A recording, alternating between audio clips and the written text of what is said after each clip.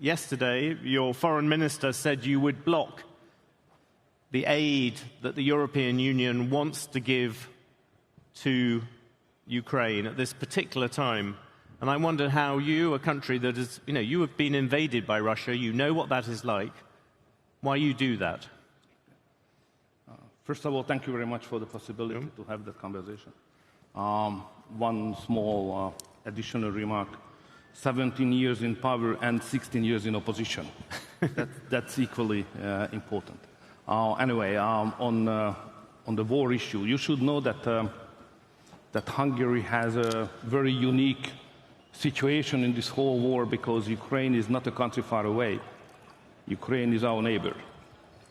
Second, we have minorities, ethnic minorities living in Ukraine, 200,000 something. Yes. And they are part of the war. They are conscripted as soldiers to the Ukrainian army, and they die. So we lose lives daily, Hungarian lives as well.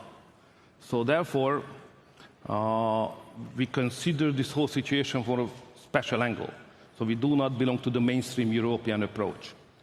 And my position was, or the position of Hungary was, the very first moment, that this war is the failure of diplomacy.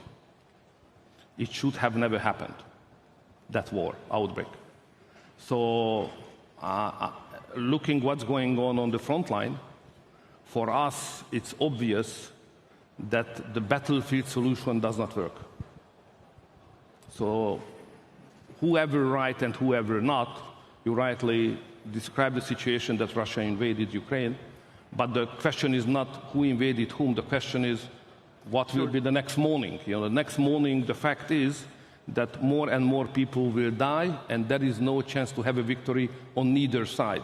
So this is a war which just deprives many persons from lives without having result. But surely you can't, we can all agree that the diplomacy before Ukraine was not successful, but there is a very big difference between the failure on that and the mere fact of invasion. And what intrigues me is you, as someone, it was one of the great reasons you came into politics. You made a great deal about 1956 and fighting for freedom. You have a neighbor who is invaded by Russia, the very country, you grew up with pictures of tanks going into Budapest.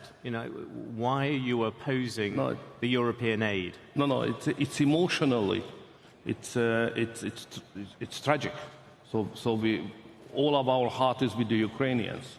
We understand how much they suffer, but I'm speaking here as a politician who should save lives.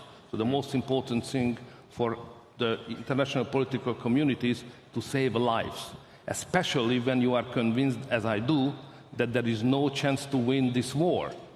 So therefore, what we should do far more energy invest into to convince everybody that the only solution is ceasefire. And then after the ceasefire, peace talks should start.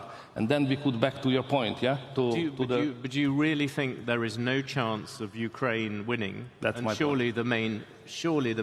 They stand very little chance of winning without the aid which you are currently blocking. No, my position is that looking at the reality, looking at the figures, looking at the surroundings, looking at the fact that NATO is not ready to send troops, it's obvious that there is no victory for poor Ukrainians on the battlefield. That's my position. That was always my suggestion to everybody, that instead of to manage to have a stronger involvement into the war, escalation should be stopped and we should argue in favor of peace and negotiation.